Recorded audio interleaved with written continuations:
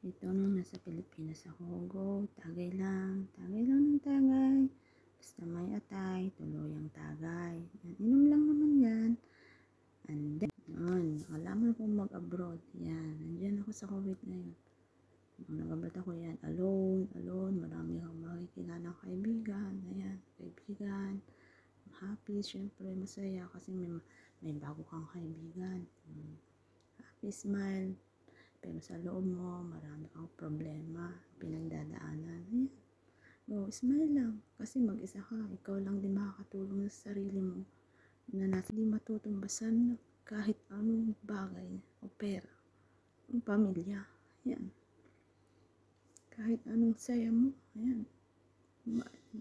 Maaalala mo pa rin ang isang pamilya. Ayan. Kahit lungkot ka na, gusto mong umuwi. Ayan. Enjoy lang para sa pamilya.